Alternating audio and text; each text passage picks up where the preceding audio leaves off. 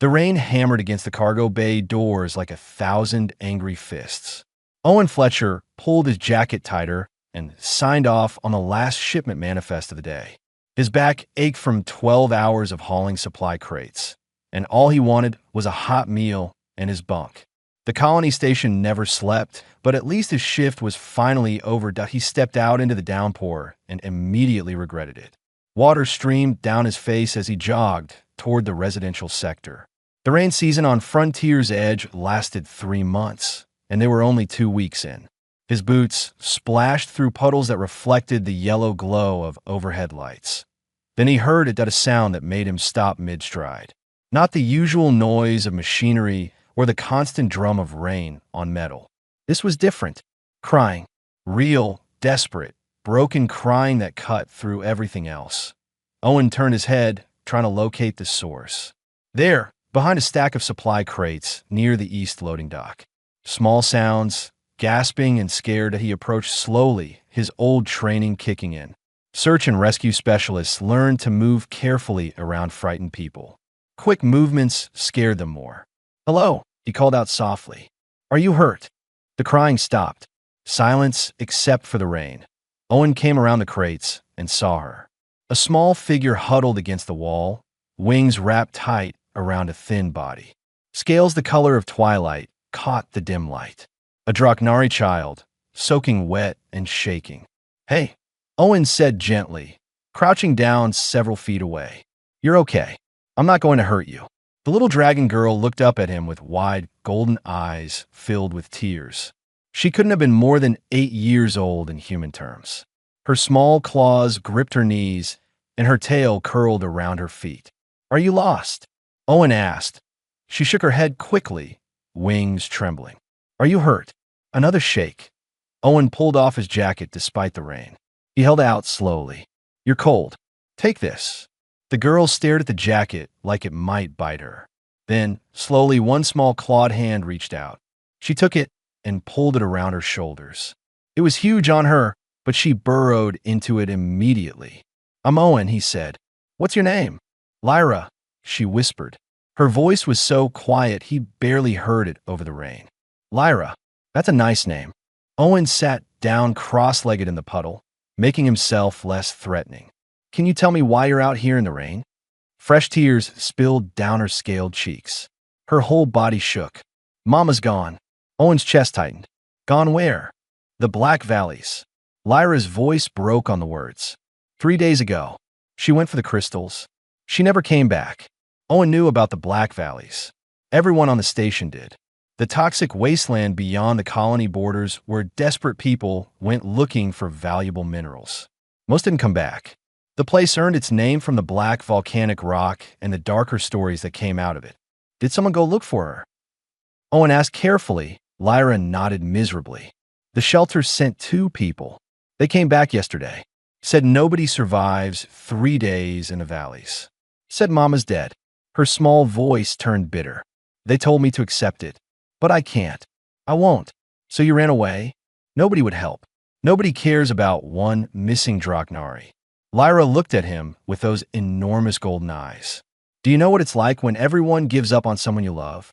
Owen closed his eyes for a moment. Yeah, he knew exactly what that felt like. His sister Rachel had gone hiking in the mountains back on Earth. Got caught in a storm. Search and rescue found her body 3 weeks later. 3 weeks of hoping while everyone around him slowly stopped believing. He opened his eyes. "When did you last eat?" Lyra blinked at the question. "I don't remember." "Come on." Owen stood up and held out his hand. "Let's get you somewhere dry and warm. Then we'll figure this out." Lyra stared at his hand. "You'll help me?" "I haven't decided yet," Owen admitted. "But I'm not leaving you out here in the rain either." She took his hand. Her scales were cold and wet, but her grip was surprisingly strong. Owen pulled her to her feet and led her through the maze of cargo containers toward the residential sector. His quarters were small but clean. A bunk, a desk, a tiny kitchen area, and a bathroom that barely qualified as a closet. Lyra stood in the middle of the room, dripping water on the floor, while Owen grabbed towels. "Bathroom's there if you want to dry off," he said, handing her the towels. "I'll make some food." While she was in the bathroom, Owen heated up 2 ration packs and grabbed a protein bar. When Lyra emerged, her scales were dry and she looked slightly less terrified. She still wore his jacket over her thin clothing. They ate in silence. Owen watched her devour the food like she hadn't eaten in days. She probably hadn't. The Black Valleys are dangerous, Owen said quietly. 3 days is a long time. I know. Lyra's voice was small but firm.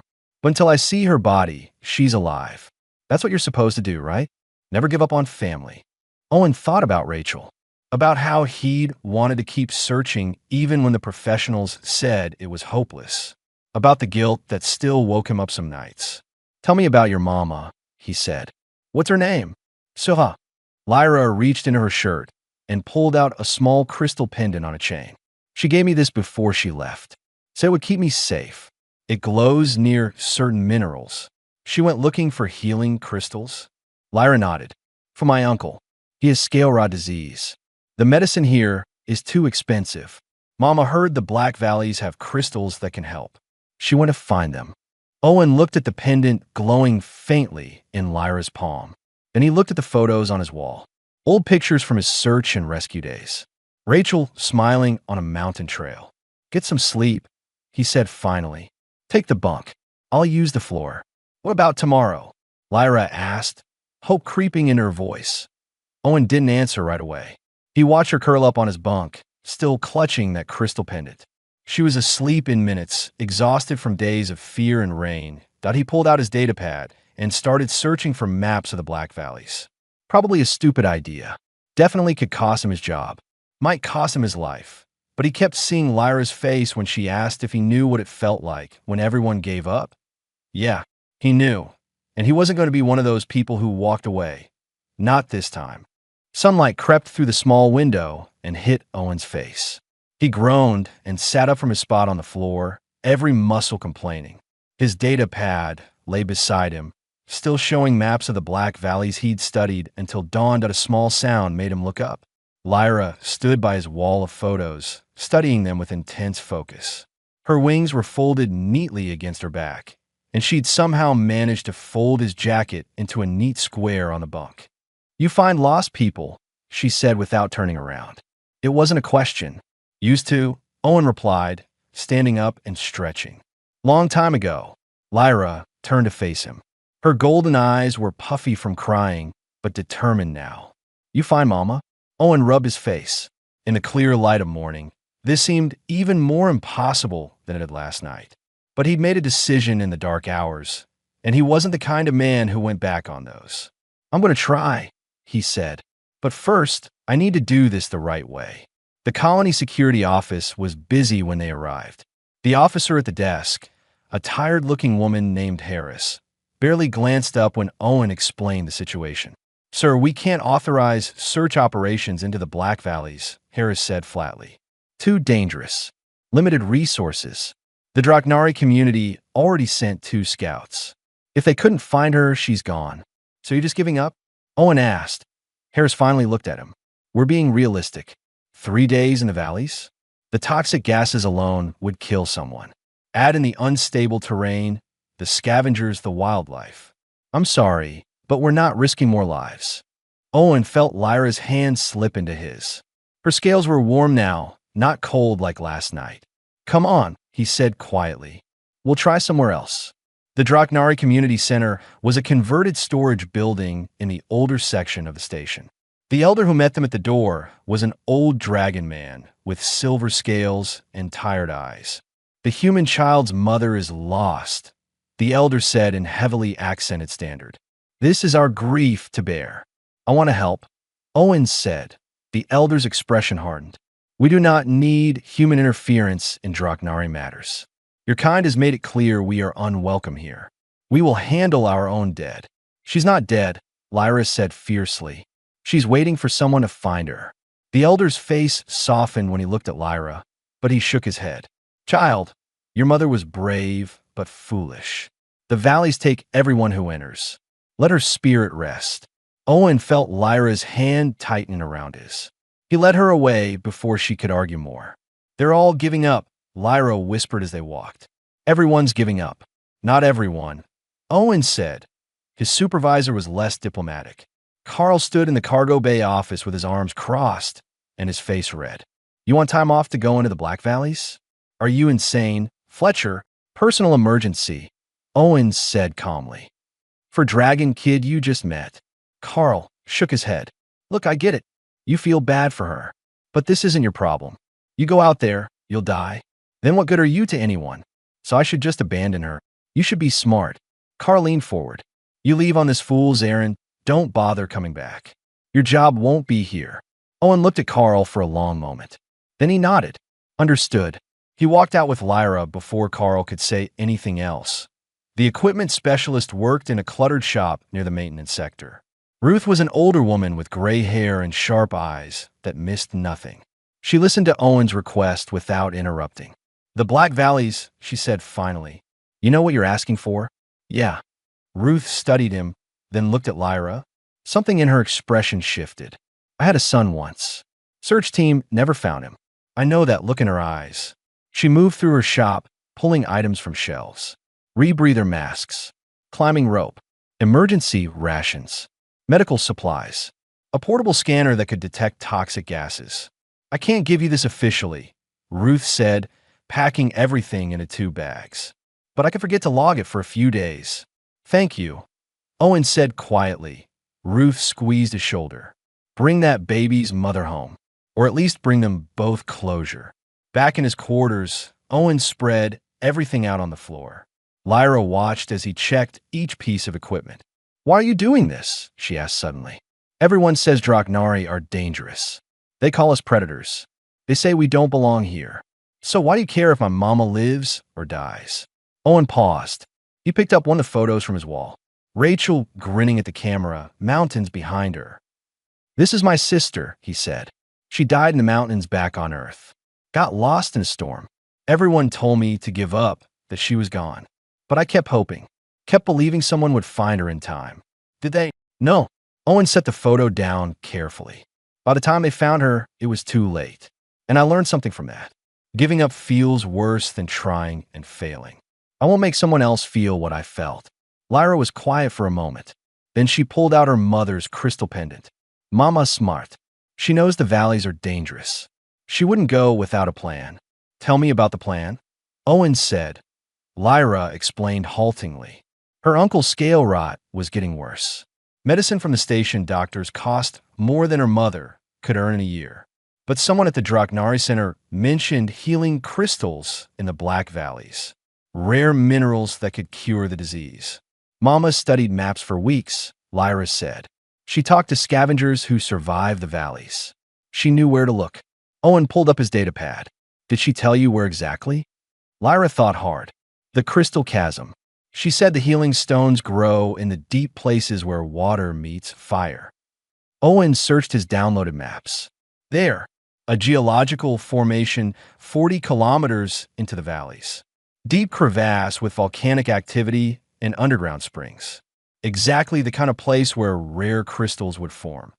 Also, exactly the kind of place where someone could get trapped or injured.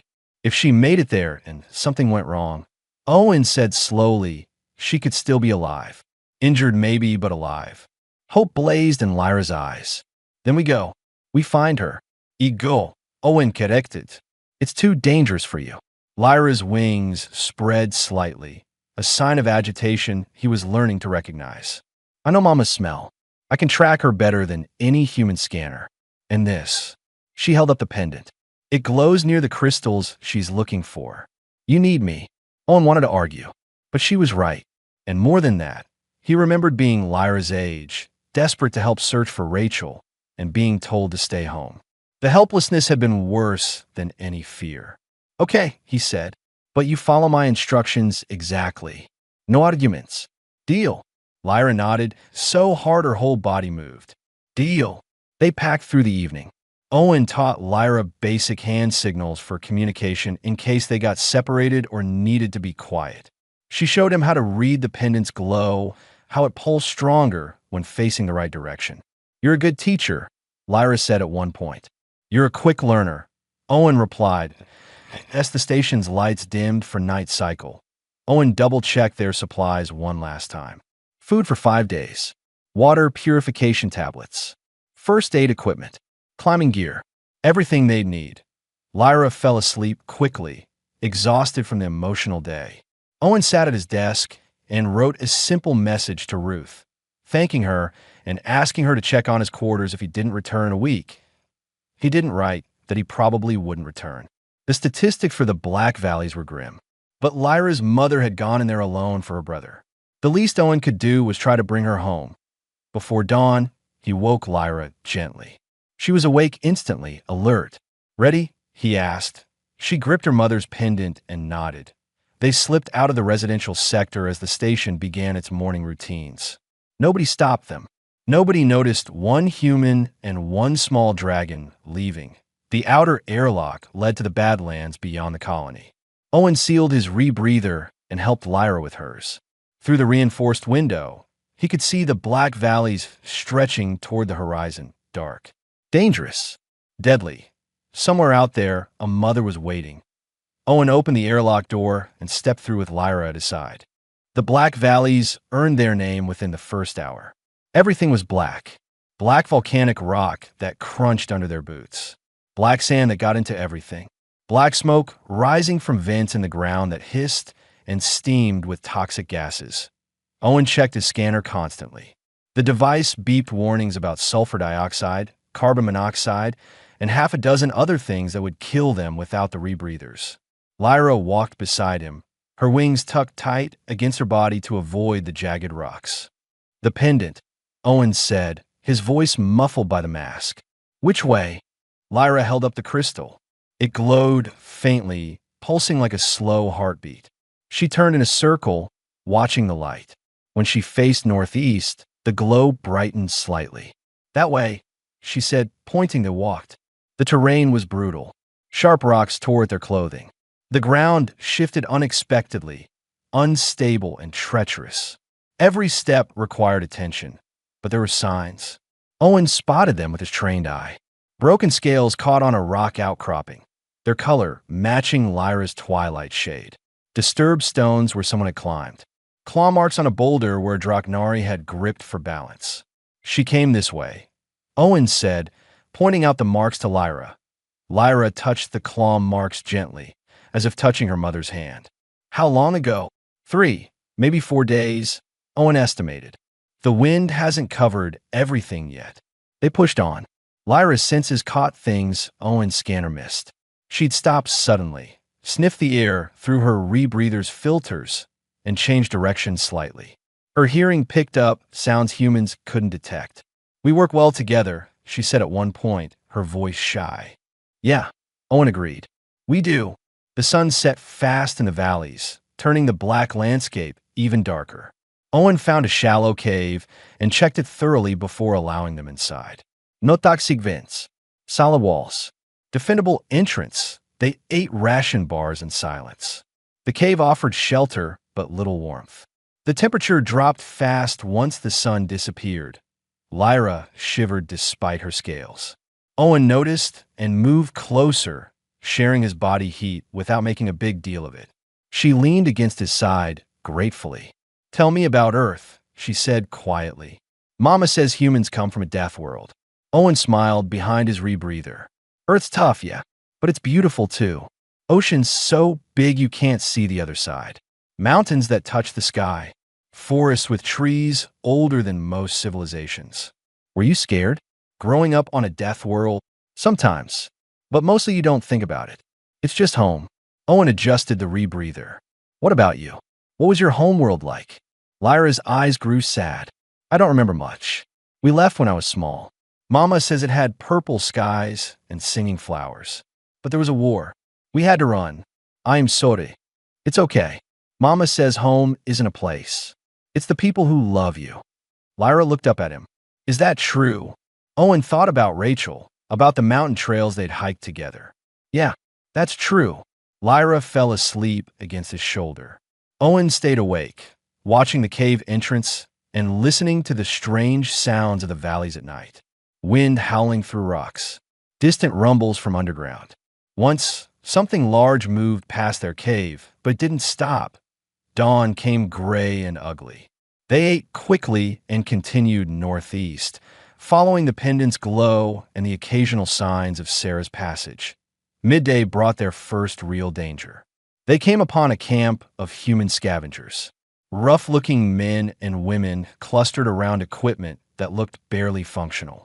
One of them spotted Owen and Lyra and stood up, hand moving to a weapon at his belt. Well, the man said. His face was scarred and his smile wasn't friendly. Little far from the colony, aren't you? Owen positioned himself between the scavengers and Lyra. Just passing through. Nothing's free in the valleys, another scavenger said, a woman with a mechanical eye. You want to pass, you pay the toll. Owen's hand moved toward his own weapon, but he stopped. Fighting would waste time and energy they couldn't afford. What kind of toll? Everything you're carrying looks good to me, Scarface said. Not happening, Owen replied calmly. But I've got medical supplies. Basic stuff. Antibiotics, painkillers, wound dressing. You can have half in exchange for information and safe passage. The scavengers looked at each other. Out here, medicine was worth more than weapons sometimes. What kind of information? Mechanical, I asked. A Draknari woman. Came through here 3, maybe 4 days ago, heading toward the crystal chasm. You see her? Scarface scratched his jaw. Might have. Purple scales. Twilight-colored, Lyra said quietly. Yeah, we saw her. 2 days ago. She was moving fast, determined-like. Didn't stop to chat. He pointed northeast. Headed straight for the chasm. We told her she was crazy. Those crystals aren't worth dying for. Did she look injured? Owen asked. Not that we could see, but the chasm's bad news. Unstable rock, long drop, toxic gases at the bottom.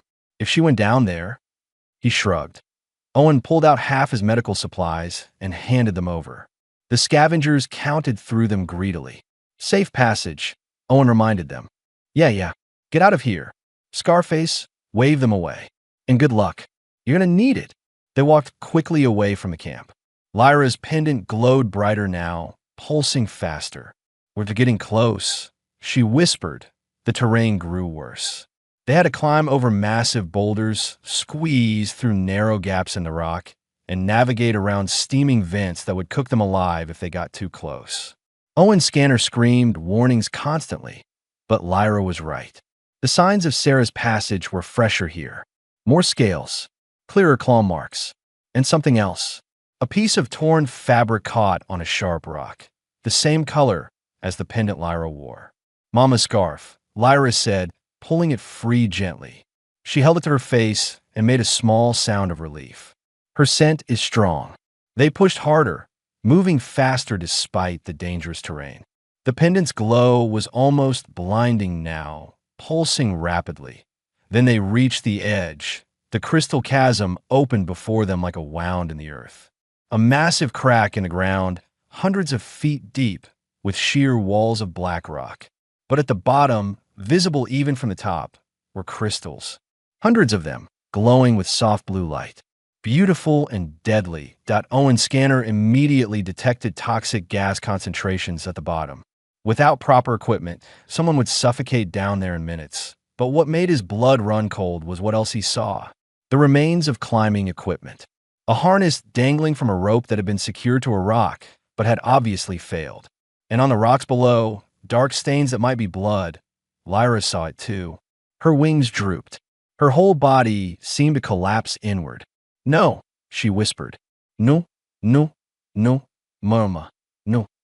Owen knelt beside her and gripped her shoulders firmly. Look at me, Lyra. Look at me. She raised her tear-filled eyes. We don't know anything for certain yet, Owen said. That blood could be from a minor injury. The harness failed, but maybe she had a backup plan. We don't stop until we know for sure. Understand? Lyra nodded, but her whole body shook. Owen stood and studied the chasm more carefully. The equipment was wrong. The harness had failed, yes, but the rope was still intact. And there, barely visible in the fading light. Small marks on the rocks leading down. Not random. Deliberate. Lyra, he said slowly. Your mother. If she fell and survived, what would she do? Lyra wiped her eyes, thinking. She'd find shelter. She'd leave signs. She always says leave signs so people can find you. Owen pointed at the marks on the rocks. Like those. Lyra looked. Her eyes widened. Claw marks. Deliberate ones. They're pointing down into the chasm. Owen pulled out the climbing rope from his pack. Then we follow them. Your mother's alive, Lyra, and she's waiting for us. The sun was setting again, painting the black rocks in shades of red and orange. Owen secured the rope and prepared to descend into the crystal chasm, into the dark, into the unknown, into whatever waited at the bottom where a mother had left signs for someone brave enough to follow. The descent into the crystal chasm was terrifying. Owen went first, testing each handhold carefully. The rope creaked under his weight, and loose rocks tumbled past him into the darkness below. His scanner beeped faster as the toxic gas levels increased. Lyra, you okay up there? He called. Yes, came her small voice. She was lighter than him, able to use her wings to slow her descent even though they weren't strong enough for true flight yet.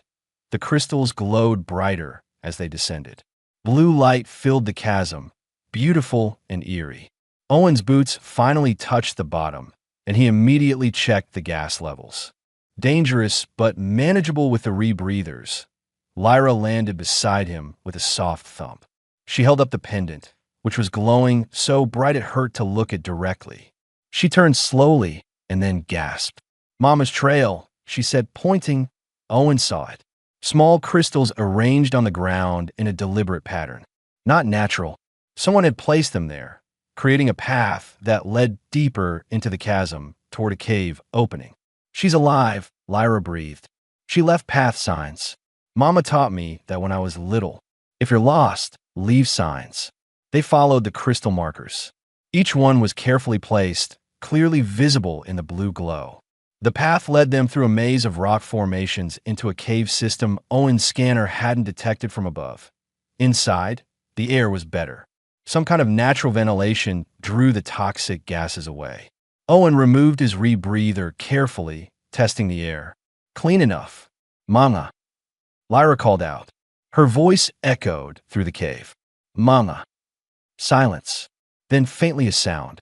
A weak voice calling back. Lyra. Lyra's wings spread wide, and she ran, following the voice deeper into the cave. Owen hurried after her, his flashlight cutting through the darkness. They found her in a small chamber where bioluminescent fungi grew on the walls, providing dim light. Sarah lay near a small fire pit made from chemical heat packs. She was exactly like Lyra described, twilight-colored scales, wings, and the same golden eyes. But those eyes were glazed with fever, and her leg was bent at an angle that made Owen's stomach turn. My little star, Sarah whispered. I knew you'd find me. Lyra collapsed beside her mother, wings wrapping around them both. She was crying and laughing at the same time. You're alive. You're alive. I told them you were alive. Owen knelt on Sarah's other side and quickly assessed the situation. Broken leg, definitely. Fever, probably from infection. Dehydration, but alive. Against all odds, alive. I'm Owen, he said calmly, pulling out his medical kit. I'm going to help you, okay? But I need you to tell me what happened. Sarah's eyes focused on him with difficulty. Fell during the climb. Harness failed. Managed to grab the wall, climb down instead of up. Safer. She winced as Owen gently examined her leg. Found this cave. Set the signs. Hoped someone would come. We came, Lyra said fiercely. I made Owen come. He's good at finding people. Sarah's hand reached up to touch Lyra's face. You were brave. You were braver, Owen said, carefully splinting the broken leg with materials from his kit. Sarah bit back a scream, but didn't pull away. That climbing decision saved your life. Most people would have panicked and fallen. Did you find the crystals? Lyra asked. Suddenly, Sarah's eyes moved to a pack lying nearby. In there. Got them before the fall. For your uncle. Lyra opened the pack and gasped. Inside were dozens of healing crystals, glowing with soft light. More than enough to cure scale rot. Owen finished splinting the leg and moved on to starting in 4 drip from his medical supplies. Basic saline solution to help with the dehydration. He wished he had stronger antibiotics, but what he had would have to do. How long have you been here? Owen asked. 3 days. Lost count after the second night. Sarah's voice was getting weaker. Water from the cave. Heat packs for warmth. But the leg couldn't walk. Couldn't climb. Just waited. You did everything right, Owen assured her. The path signs, the shelter, conserving energy. You gave yourself every chance. Sarah looked at him with those fever-bright eyes. Why? Why would a human risk everything for a Draknari you don't know? Owen adjusted the foreline. Because your daughter asked me to, and she shouldn't have had to ask. Someone should have already been looking. Tears slipped down Sarah's scaled cheeks. Thank you for not giving up on us. Lyra curled up next to her mother, careful not to jostle the broken leg.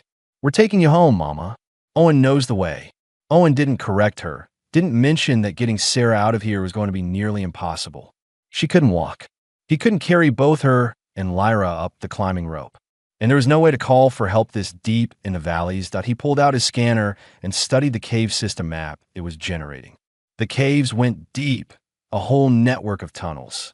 And there, marked in green on the display, was something interesting. An old lava tube that seemed to lead back toward the surface, miles away from the chasm, but potentially safer than climbing. Sarah, Owen said carefully, these caves, do they go deeper? Sarah nodded weakly. I explored a little. Before the fever got bad. There are tunnels, old volcanic channels. Could we travel through them? Sarah understood immediately. Maybe. Dangerous. Unmapped. But possible. More possible than climbing with a broken leg. Owen said.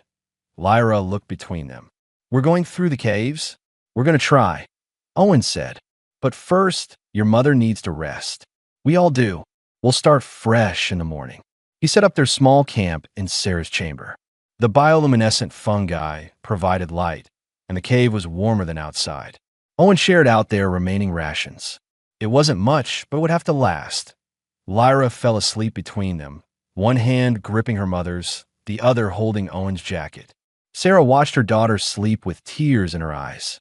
She trusts you completely, Sarah whispered to Owen. I've never seen her trust a human like that. She's a remarkable kid, Owen replied quietly. You gave her something I couldn't. Hope that not all humans fear us. Hope that some will help just because it's right. Sarah's voice was soft. What you've done for her, for me, I can never repay. Owen thought about Rachel, about the search teams who tried to find her, about the strangers who'd helped his family through the worst time of their lives. You don't need to repay kindness, he said. You just pass it forward. Sarah smiled, and for a moment the fever seemed to recede. Then she began to sing, a soft, melodic sound in a language Owen didn't understand. Lyra stirred in her sleep, unconsciously humming along. Traditional Draknari lullaby, Sarah explained, about stars finding their way home through the dark. Owen listened to the alien melody and felt something settle in his chest, a rightness he hadn't felt in years, maybe since before Rachel died. Like he was finally doing what he was meant to do. The song ended, and Sarah's eyes drifted closed. Her breathing evened out into sleep. Owen stayed awake, watching over them both. Outside the cave, the black valleys waited, dark and deadly. Tomorrow they'd face the unknown tunnels, the unstable ground, the very real possibility that none of them would make it out.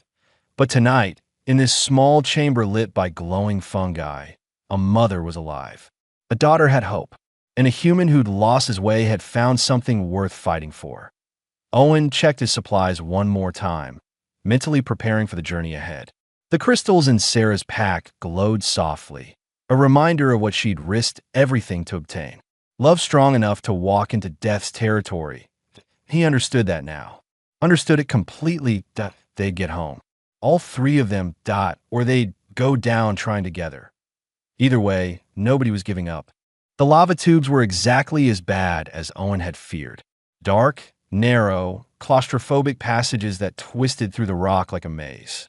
He'd fashioned a stretcher from their climbing rope and spare fabric, and now he pulled it carefully through the tunnel while Lyra scouted ahead with her better night vision.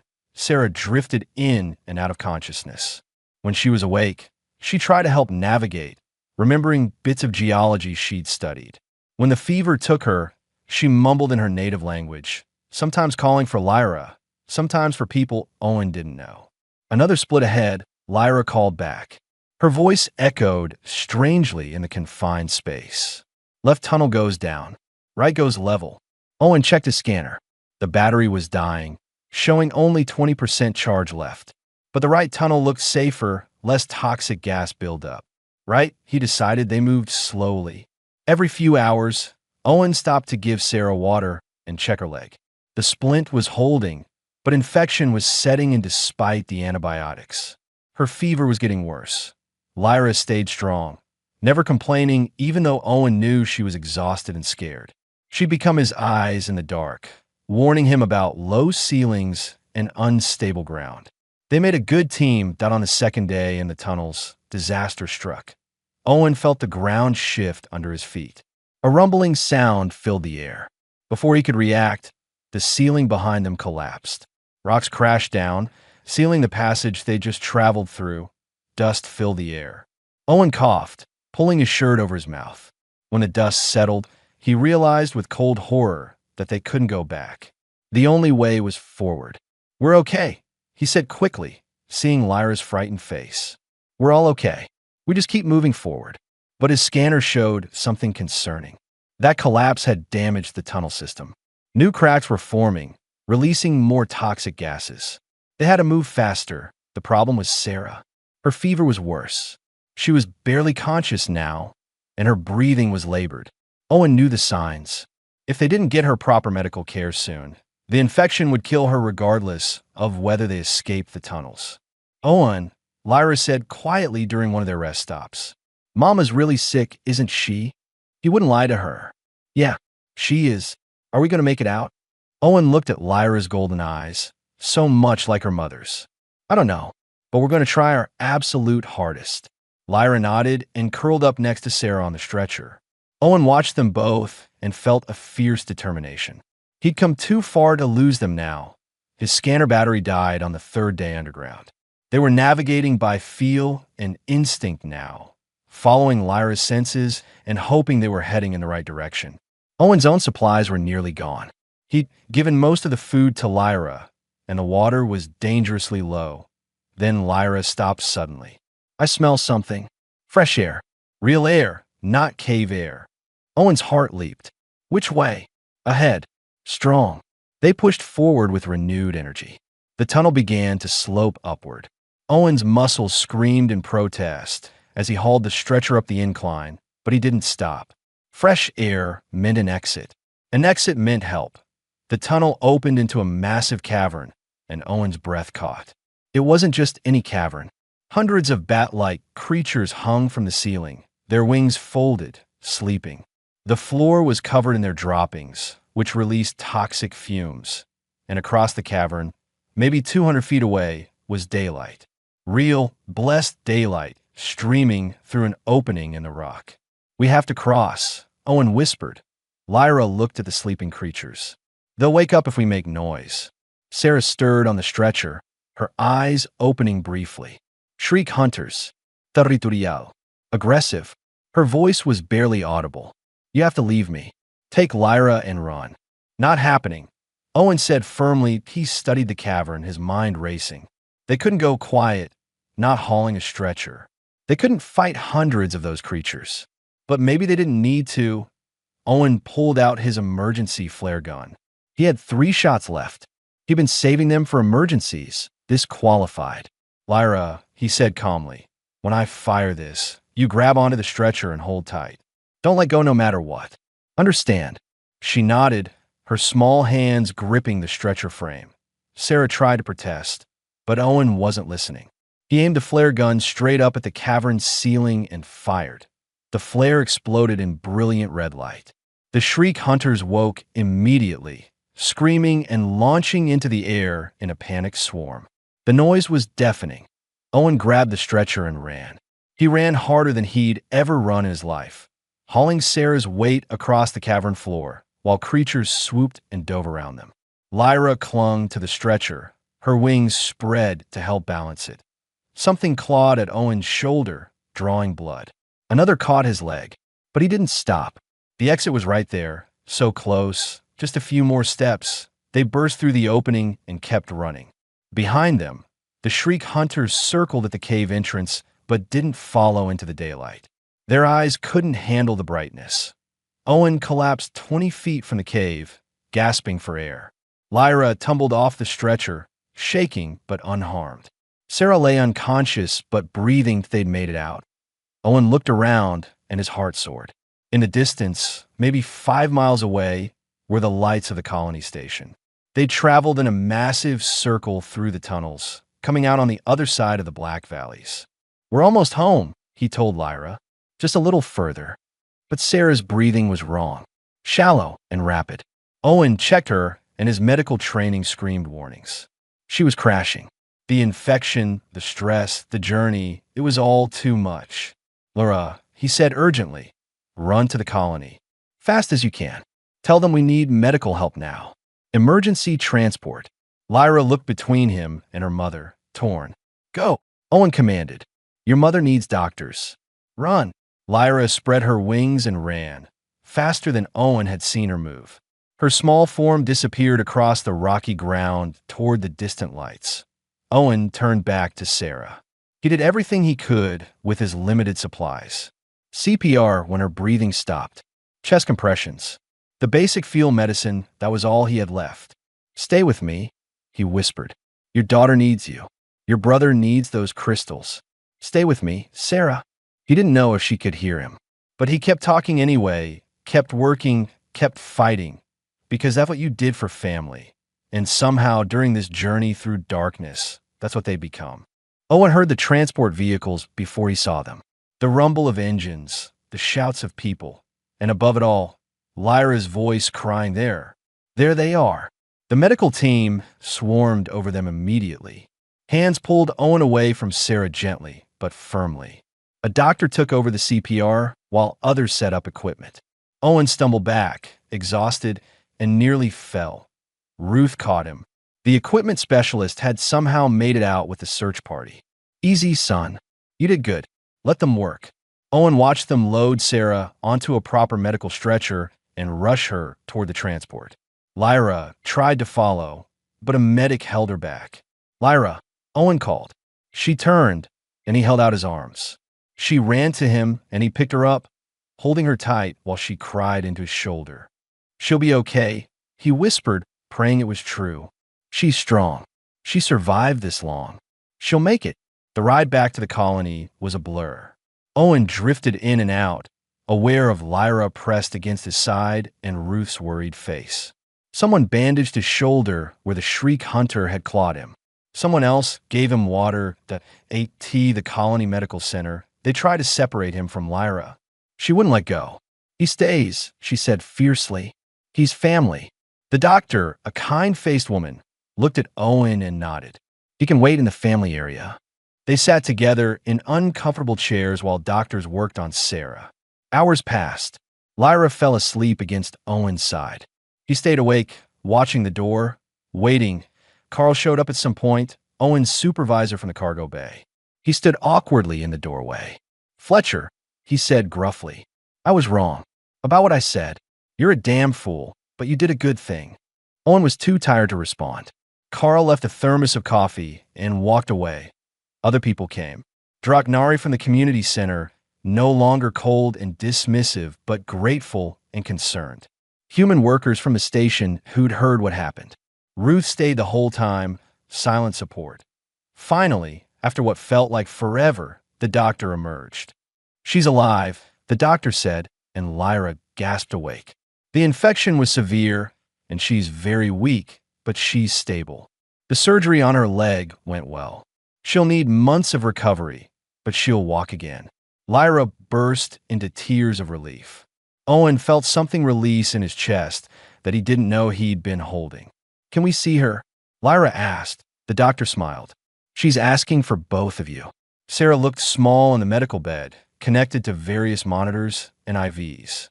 But her eyes were clear and focused when they walked in. Lyra climbed up carefully and curled against her mother's side. "My brave little star," Sarah whispered, stroking Lyra's head. "You saved me." "Owen saved you," Lyra corrected. "I just showed him away." Sarah looked at Owen, who stood awkwardly by the door. "Come here," she said softly. He approached the bed. Sarah reached out and took his hand with surprising strength. "You didn't give up," she said, "when everyone else did. When you had every reason to. You didn't give up. Neither did you," Owen replied. "Those path signs, that shelter, you saved yourself. I just helped you the last bit of the way." Sarah squeezed his hand. "Thank you for giving my daughter her mother back, for showing her that humans can be trusted, for being exactly the person we needed." Owen didn't know what to say, so he just squeezed back that a nurse brought in the pack of healing crystals. Sarah's brother arrived soon after, supported by 2 other Draknari. His scales were dull with sickness, but his eyes were bright with hope. "You found them, sister," he said, his voice choked with emotion. "I had help," Sarah replied, looking at Owen and Lyra. The doctor began treatment immediately, and within hours, Sarah's brother's scales started to brighten. The healing crystals worked exactly as promised. Days passed. Sera gros étranger. The colony authorities, after initial thoughts of punishment, decided to give Owen a commendation instead. The public opinion had shifted. People saw the Draknari differently now, and more importantly, they saw what one person's determination could accomplish. Owen's job was waiting for him when he returned to work. Carl had made sure of that. But more than that, he had respect now. From humans and Draknari alike. Lyra visited Owen every day after her schooling, excited to tell him what she'd learned. She decided she wanted to be a rescue specialist when she grew up, just like him. "You'll be amazing at it," Owen told her. Weeks turned into a month. Sarah was released from medical care, walking with a cane, but walking. Her brother was completely recovered, his scales brilliant and healthy. The Draknari community held a ceremony. They presented Owen with a crystal pendant, exactly like the one Sarah had given Lyra. But this one was different. It had been split in half and reformed, combining Sarah's original crystal with a new one. 2 pieces made whole again. For the human who became family, the elder said, his voice warm now instead of cold. "Corvon, shield heart." Owen wore it proudly one evening. Owen stood at the cargo bay where he'd first heard Lyra crying in the rain. It seemed like a lifetime ago, though it had only been 2 months. Small running footsteps announced Lyra's arrival. She skidded to a stop beside him, grinning. "Mama wants to know if you're coming for dinner," she said. She made traditional Draknari food. "Uncle helped. I'll be there," Owen promised. Lyra took his hand. Such a small hand, with its delicate scales and tiny claws. But the grip was strong and sure. "I told my class today about our adventure in the Black Valleys," she said as they walked. "What did they say?" "The human kids said you were brave. The Draknari kids said you were kind."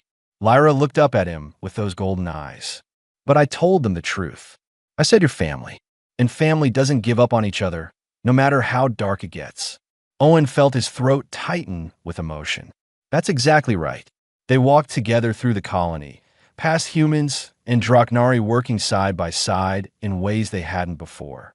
Small changes, but important ones. People nodded to Owen as he passed. To Lyra, too. Respect earned through action. Sarah was waiting at their quarters, which were nicer now that she had steady work as a consultant. She'd become valuable to the colony, her knowledge of rare minerals highly sought after. Her brother was there, too, helping prepare the meal, his health fully restored. They ate together, the 4 of them, sharing stories and laughter. Owen listened to Lyra chatter about school, to Sarah and her brother speak about their childhood on their lost homeworld, and felt completely at peace. His data pad chimed. A message from Ruth. Another family needed help, lost in the Badlands. Nothing as serious as the Black Valleys, but help nonetheless. Owen looked at the message, then at Lyra. She saw his expression and smiled knowingly. "You're going to help them," she said. Not a question. "Yeah, because that's what you do. That's what we do." Lyra touched her pendant, the one that matched Owen's. "We don't give up on people." Sarah looked softly. "She's learning from the best." Later that night, Owen stood outside looking at the stars. The Black Valleys were dark smudges on the horizon, no longer quite so terrifying. Just a place where something important had happened. Where a little dragon girl had taught him that the strongest thing about humans wasn't their ability to survive harsh worlds. It was their ability to choose compassion when it was hard. To search when others had given up. to answer when a voice in the darkness cried for help. Lyra appeared beside him, wrapped in a blanket.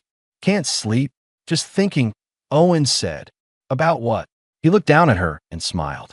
"About how I went looking for someone's mother and found a family instead." Lyra leaned against his side, and Owen put his arm around her small shoulders. Together they watched the stars, their matching pendants glowing softly in the darkness, that a human and a dragon girl. A friendship forged in the hardest journey. A family built not on blood, but on the choice to never give up. And somewhere in the colony medical files, a simple note in Owen's records. Emergency contact updated to include Sarah and Lyra. Family.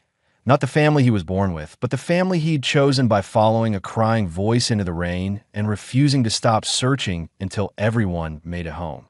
The best kind of family there was.